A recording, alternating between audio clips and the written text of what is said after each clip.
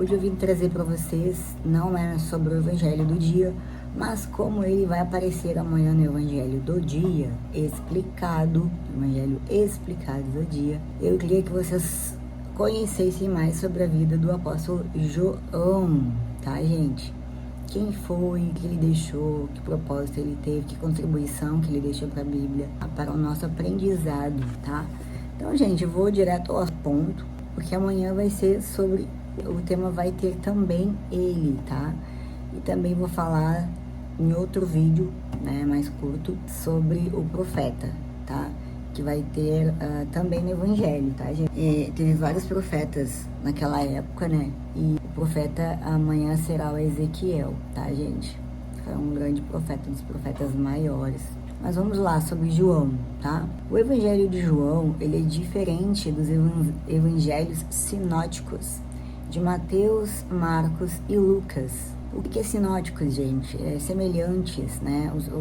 O Evangelho de Mateus, Marcos e Lucas, muitas pessoas comentam que um se baseou até no outro para escrever. Em relação ao Evangelho de João, ele foi muito diferenciado, tá? E a gente vai descobrir o porquê disso. Bom, visto que mais de 90% de seu material é exclusivo, o Evangelho de João não se concentra nos milagres de Jesus, nas parábolas e nos discursos públicos, que são tão proeminentes nos outros relatos. Em compensação, esse relato enfatiza a identidade de Jesus como o Filho de Deus e destaca a maneira como nós cristãos, você cristão, deveríamos responder aos ensinamentos de Jesus.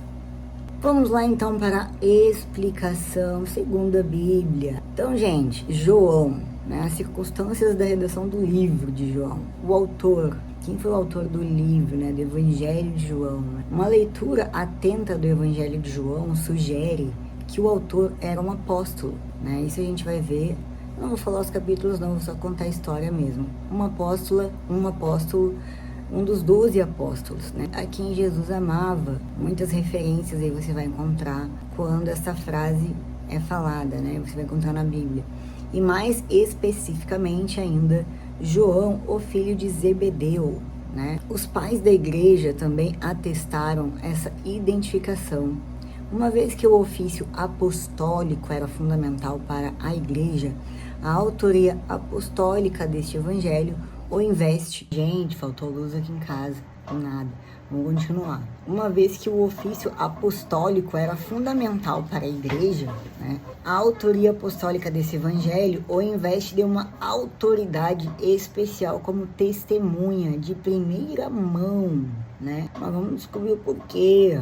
Contexto histórico. A data mais plausível aí para a escrita é o período entre 70 anos depois de Cristo, época em que o templo foi destruído, e sem o final da vida de João, sendo os 80 a mais provável, anos 80, tá, gente? Então, uma data após 70 é sugerida por algumas passagens neste evangelho. Primeiro, referências ao mar Tiberíades, né? Não vou comentar não, tá, gente, os versículos, vamos lá. O nome usado amplamente para o mar da Galileia, apenas no final do primeiro século. Segundo, a confissão de Tomé a respeito de Jesus como meu Senhor e meu Deus. Possivelmente, uma declaração contra o culto do imperador no tempo de Domiciano, tá, gente? 3. A referência ao martírio de Pedro, que ocorreu em 65 ou 66. 4.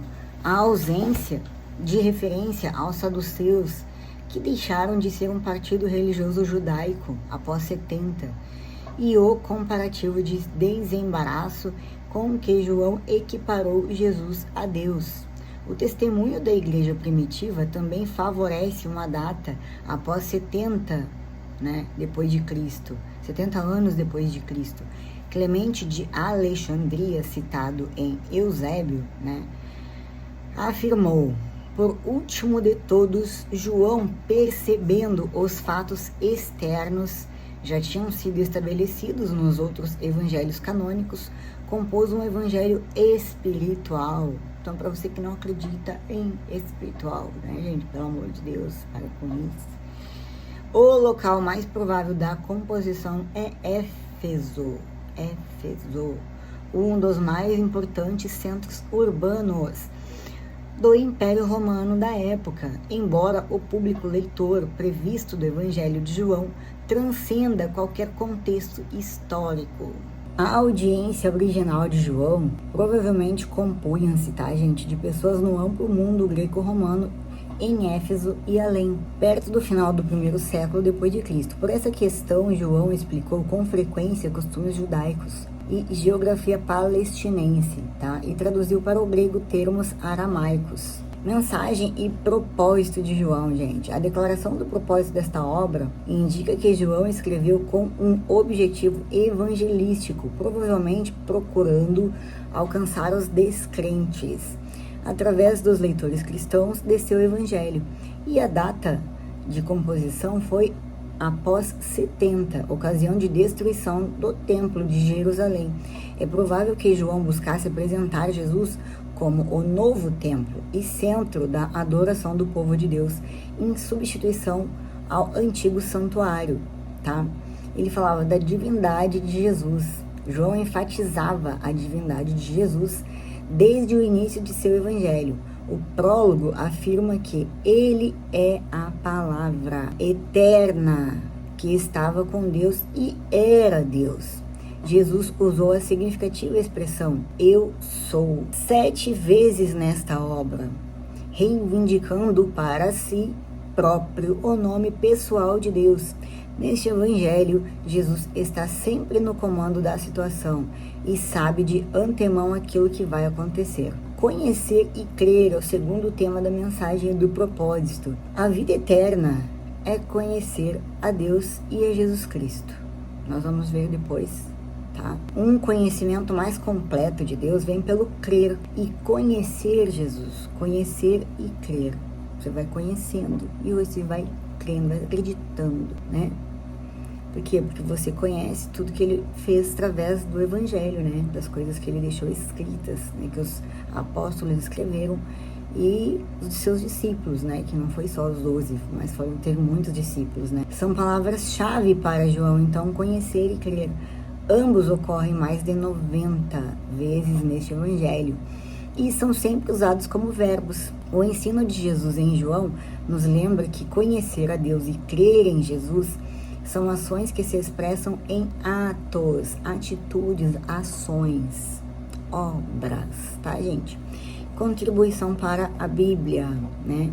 Dentre todos os evangelhos e os demais livros do Novo Testamento, o Evangelho de João é o que mais claramente ensina a divindade e pré-existência de Cristo. Junto com o Evangelho de Mateus, ele fornece as palavras mais surpreendentes da messianidade de Jesus. Isso é feito através de, primeiro, presta atenção, das narrativas de 7 sinais messiânicos, tá? A gente vai ver depois quais são esses sinais messiânicos. Segundo, das 7 declarações "eu sou" de Jesus. E depois, terceiro, das citações específicas de cumprimento, especialmente na paixão de Jesus. E ainda mostrando como Jesus cumpriu o simbolismo inerente às festas e instituições judaicas. A missão messiânica de Jesus é mostrada como tendo origem em Deus, o Pai, daquele que me enviou, Jesus falava, e culminando porque vocês já perceberam, mas Jesus nunca falou assim, "oh Deus, né, meu Deus", ele sempre fala "meu Pai, o Pai", né? Então vamos lá, daquele que me enviou. Textos que eu não vou falar agora, depois, é bom porque depois vocês continuem aqui comigo, gente. E culminando vamos voltar para vocês não se perderem. A missão messiânica de Jesus é mostrada como tendo origem em Deus, o Pai, daquele que me enviou, Jesus falava, e culminando no comissionamento de sua nova comunidade messiânica, no poder do seu Espírito. O ensino trinitário de João está entre as apresentações mais explícitas da unidade da divindade, Pai, Filho e Espírito Santo, em todo o Novo Testamento, e forneceu grande parte do material para as primeiras formulações trinitárias e cristãs na história da igreja, tá, gente? Depois a gente vai lá para estrutura, como que João estruturou seu evangelho. João está dividido em duas partes principais, tá? Na primeira seção, o foco está no ministério de Jesus ao mundo e também nos sinais que ele realizou. Depois Jesus realiza esses sinais que ele realizou, gente, tá? Esses 7 sinais que são recebidos de diversas maneiras, tá? A segunda grande sessão revela o ensino de Jesus aos seus discípulos e a triunfante hora da sua paixão, né, gente? Da sua paixão o quê? Da sua morte, O registro que João faz da paixão concentra-se no controle de Jesus sobre os acontecimentos. Ele teve de instruir adversários em como prendê-lo. Pilatos debateu-se para tomar sua decisão, mas Jesus sabia o que ia acontecer. Jesus morreu como o cordeiro e foi sacrificado na mesma hora em que os cordeiros estavam sendo imolados para a Páscoa, tá, gente? Então, quais são os 4, tá? Primeiro, Cristo como a palavra eterna. Aí vem a palavra e a criação, a palavra e o mundo. Depois a apresentação de Cristo como o Filho de Deus, né, por João Batista, aos seus discípulos, por meio dos sinais miraculosos. Terceiro, instrução dos 12 pelo Filho de Deus. Última ceia, o caminho para o Pai, a videira verdadeira, o dom do Espírito, oração sacerdotal de Jesus. Quarto, eu falei quarto ou terceiro antes? Bom, agora o quarto. O sofrimento de Cristo como Filho de Deus, sua prisão, julgamento e morte, seu triunfo sobre a morte. E o quinto, né, gente? O epílogo, né? A continuação da obra do Filho de Deus. Aparições aos seus discípulos, designações para os seus discípulos, né? Então, assim, por aqui é isso que eu gostaria que vocês soubessem, tá, gente? E aí eu vou fazer um outro vídeo agora do profeta Ezequiel. É importante que vocês saibam as mensagens, a importância deles para o aprendizado nosso aqui, o que foi deixado, tão importante, né, gente? A Bíblia tem um início, um meio e um fim. Então, gente, esperem esse fim. É um livro de promessas, isso também depois eu vou falar para vocês, tá bom? Agora vamos para o profeta maior, Ezequiel. E que profeta, gente, sofreu muito em sua vida, muito. Todos os profetas sofreram muito, tá? Muito assim como Jesus sofreu na sua própria carne, né? Porque Deus escolhia, capacitava os seus escolhidos, né, gente? Mas também Ele sempre pede ou tudo ou nada, né, gente? A verdade é essa.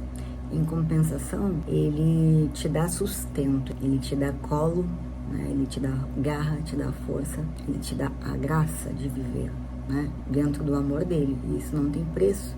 Por quê? Porque nós nos sentimos completos, tá, gente? Com a esperança. Vamos lá para o próximo? Até mais!